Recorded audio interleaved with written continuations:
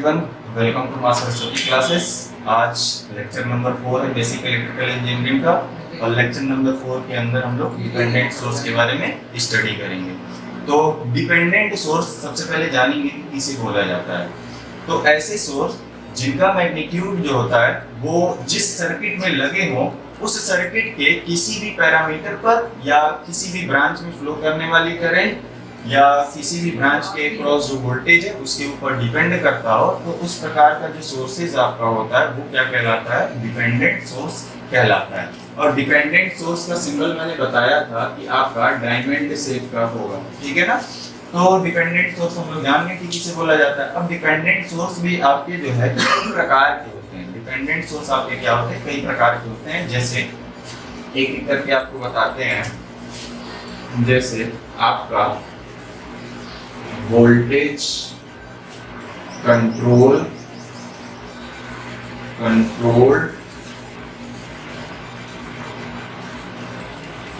Voltage source, दूसरा current controlled voltage source, तीसरा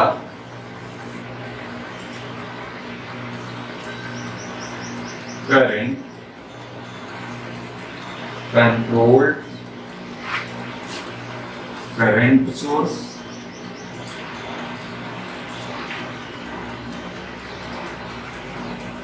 चौथा वोल्टेज कंट्रोल्ड करंट सोर्स, ठीक है। इसको शॉर्ट फॉर्म में VCVS के नाम से जाना जाता है, इसको CCVS के नाम से जाना जाता है, इसको CCCS के नाम से जाना जाता है, इसको VCCS के नाम से जाना जाता है। मैंने क्या बोला? डिपेंडेंट सोर्स आपका जो है कई प्रकार का होता है। जैसे voltage controlled voltage source, current controlled voltage source, current controlled current source, voltage controlled current source. तो इतने टाइप्स के आपके क्या होते हैं? डिपेंडेंट सोर्स होते हैं। अब आपको इलेक्ट्रॉनिक्स में इसके बारे में बताया जाएगा। आप एक पढ़ोगे, जैसे बीजेटी वगैरह पढ़ोगे तो देखोगे कि बीजेटी वगैरह आपका जो होता है वो करंट कंट्रोल डिवाइस होता है। तो करंट कंट्रोल डिवाइस होता है, कहने का मतलब ये आपका जो है किससे मिलकर के बना होगा? बीजेटी से मिलकर के बना होगा। फिर आपको इलेक्ट्रॉनिक्स में ही पढ़ाया जाएगा मॉसफेट के बारे में।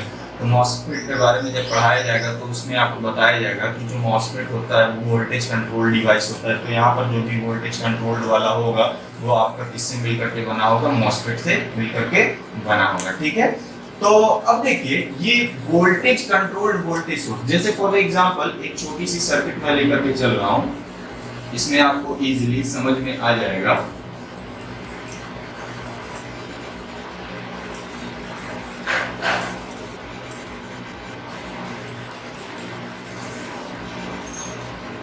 जैसे ये आपके पास कोई सर्किट है, ये जो डायमंड शेप है, अच्छा प्लस माइनस मैंने अगर डायमंड शेप के अंदर जो है मैंने अगर प्लस माइनस लगा दिया तो कहने का मतलब ये आपका कौन सा होगा? वोल्टेज सोर्स ही होगा, ठीक है।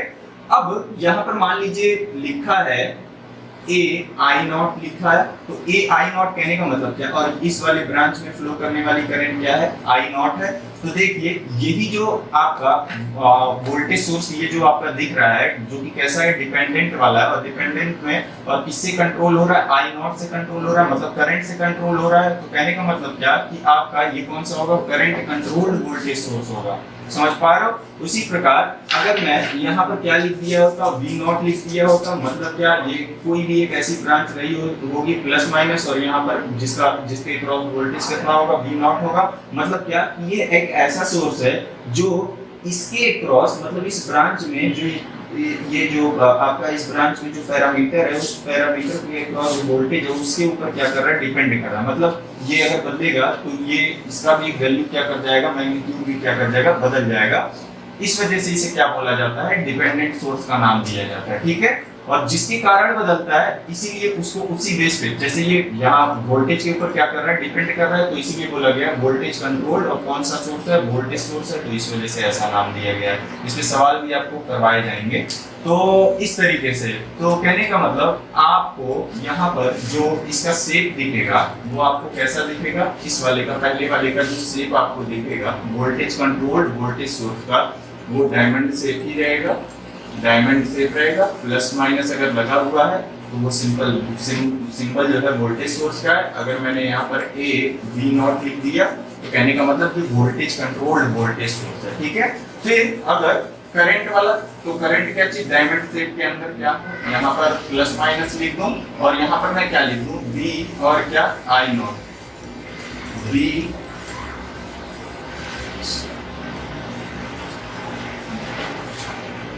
B I not, B I not लिख दिया। कहने का मतलब क्या, ये एक ऐसा वोल्टेज सोर्स है जो जिस सर्किट में लगा होगा उस सर्किट के किसी भी ब्रांच में फ्लो करने वाली आई नॉट करंट के ऊपर क्या कर रहा है, डिपेंड कर रहा है। उसी प्रकार से हमारा कौन सा, करंट कंट्रोल्ड करंट सोर्स। अब करंट सोर्स को अगर दिखाना है तो ये डायमंड शेप के अंदर मैं क्या लगाऊंगा, एरो लगा दूंगा, और ये इस पर डिपेंड कर रहा है, करंट कंट्रोल्ड करंट सोर्स है, तो ये मेरा क्या चीज सी आई नॉट में लिख सकता हूँ। उसी प्रकार से ये चौथा जो है ये मेरा कौन सा है, ये भी मेरा करंट सोर्स है, बट ये मेरा किस पर डिपेंड कर रहा है, वोल्टेज के ऊपर डिपेंड कर रहा है, तो वोल्टेज कंट्रोल्ड कौन सा सोर्स, करंट सोर्स। एरो लगा हुआ है तो वो करंट सोर्स, अगर बीच में पॉजिटिव नेगेटिव बना हुआ है तो वो कौन सा, वोल्टेज सोर्स। तो इस ये आपका क्या होता है, डिपेंडेंट सोर्स होता है।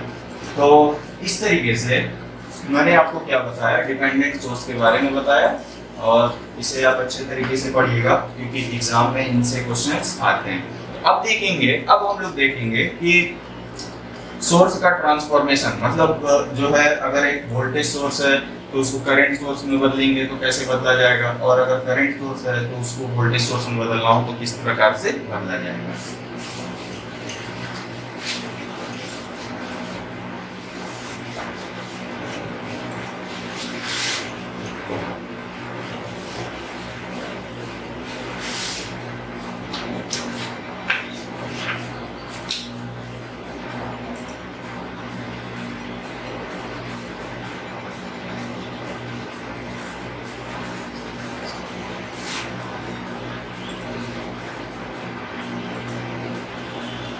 प्रैक्टिकल सोर्स ट्रांसफॉर्मेशन, तो हम लोग क्या देखेंगे, प्रैक्टिकल सोर्स ट्रांसफॉर्मेशन।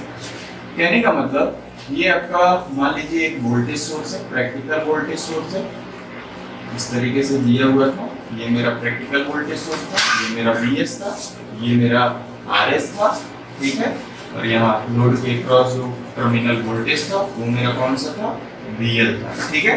और इसको अगर मुझे किसमें चेंज करना है, प्रैक्टिकल करंट सोर्स में चेंज करना है, तो किस तरीके से चेंज किया जाएगा, तो देखिए सबसे पहले तो ये गोला बनाना है, और जिधर पॉजिटिव रहता है एरो का निशान भी क्या रहता है, उसी तरफ रहता है, मतलब क्या, इस तरीके से।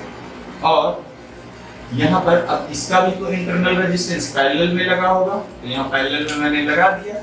अच्छा, अब ये जो ये वोल्टेज सोर्स को मैंने करंट सोर्स में चेंज किया है, तो मैं यहाँ पर क्या लिखूंगा, इसकी वैल्यू क्या होगी, तो यही तो मेरा IS होता था, और IS बराबर क्या हो जाएगा, VS बाई क्या हो जाएगा, RS हो जाएगा। और यहाँ पर जो रेजिस्टेंस है वो मेरा क्या है, RS, ठीक है, और ये टर्मिनल है, और यहाँ इसके क्रॉस जो वोल्टेज है वो आपका क्या है, VL। उसी प्रकार से सिमिलरली अगर करंट सोर्स दिया, वोल्टेज सोर्स में बदलना है, वोल्टेज सोर्स में बदलना है, तो सबसे पहले मुझे करना क्या पड़ेगा, मैंने बनाया, और ये एरो का निशान देखेंगे कि हेड उसका किधर है, तो उधर ही पॉजिटिव कर देंगे, फिर अगला नेगेटिव कर देंगे, और ये आपका इंटरनल रेजिस्टेंस हो जाएगा। अब यहाँ पर VS चाहिए ना, VS चाहिए, तो यहाँ पर मुझे क्या पता रहेगा, करंट सोर्स में IS RS पता रहेगा, तो VS बराबर मेरा क्या हो जाएगा, IS इंटू क्या RS हो जाएगा, और ये इंटरनल रेजिस्टेंस लगा RS, अब ये प्लस माइनस, और यहाँ इसके अक्रॉस क्या है, ये VL है। तो इस तरीके से सोर्स को क्या किया जाता है, एक दूसरे में परिवर्तित किया जा सकता है, ठीक है। अब आइए इसी पे क्या बनते हैं, आपके सवाल बनते हैं, तो एक सवाल इसमें मैं आपको क्या करूंगा, बताऊंगा।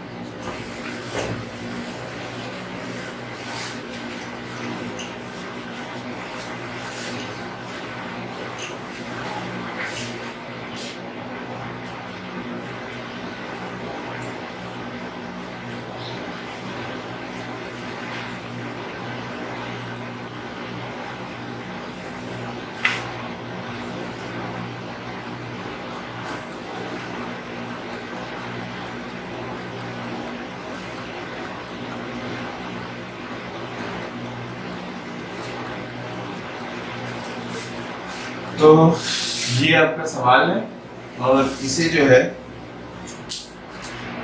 सोर्स ट्रांसफॉर्मेशन की सहायता से आपको हल करके इस 4 ओम रजिस्टर में बहने वाली करंट को क्या करना था, निकालना था। तो किस तरीके से निकाला जाएगा, तो आइए देखते हैं। हम लोग क्या कर लें, वोल्टेज सोर्स को किसमें बदल सकते हैं, करंट सोर्स में बदला जा सकता है। तो मैंने ये करंट सोर्स बना लिया, प्लस जिधर है उधर कर दिया और इसके पैरेलल में मेरा क्या लगा रहेगा, इंटरनल रेजिस्टेंस लगा रहेगा। अब देखिए यहाँ इसकी वैल्यू क्या होगी, आइए थोड़ा बहुत क्या होगा, VS बाई RS। VS मेरा कितना है 12, RS मेरा कितना है 2, तो ये मेरा कितना बन जाएगा 6 एम्पियर आ जाएगा, क्योंकि 12/2 6 हो जाएगा। और ये मेरा इंटरनल रेजिस्टेंस कितना हो जाएगा 2 ओम हो जाएगा। अब बताइए ये मेरा क्या है 4 ओम है, मैंने इसको ऐसे ही रखा। अब इधर भी वोल्टेज सोर्स है, इसको करंट सोर्स में बदल दो।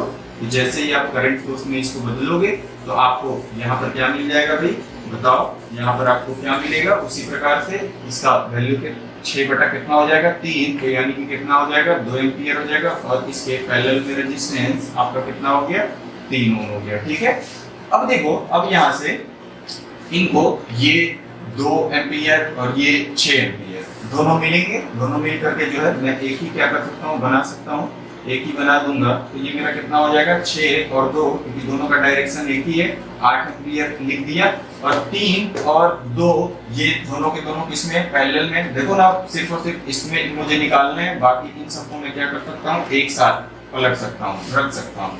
तो ये 3 और ये 2 इसमें है, पैरेलल में है। तो 3 और 2 का पैरेलल में निकालोगे तो 3 × 2 अपन क्या चीज 5, यानी कि कितना 6/5। तो यानी कि इसका 1 वोल्ट एक करंट सोर्स आ गया जिसका मान कितना है 8 एम्पियर। इसका इंटरनल रेजिस्टेंस कितना हो जाएगा 6/5 हो जाएगा। और यहाँ पर आपका ये 4 ओम लगा हुआ है, मैंने ऐसे ही क्या कर दिया, लगा दिया। अब इसी 4 ओम में तो करंट का मान निकालना है। तो अब बताओ यहाँ पर करंट डिवीजन लॉ लगाया जा सकता है, बिल्कुल लगाया जा सकता है। करंट डिवीजन लॉ लगाएंगे तो क्या हो जाएगा मेरा, ये मेरा कितना हो गया, टोटल करंट मेरा कितना है इस सर्किट में, टोटल करंट कितनी आ रही है 8 एम्पियर। तो total current into opposite resistance, तो अपोजिट रेजिस्टेंस कितना है 6/5 बाई दोनों रेजिस्टेंस को का योग, मतलब क्या 6/5 प्लस कितना 4। तो अब बताओ मेरा कितना निकल करके आएगा, हल करो उसको। तो IL बराबर कितना हो जाएगा, 8 का कितना हो जाएगा 48 और बटा फिर मेरा कितना हो जाएगा 5 का 20, 20 से 26।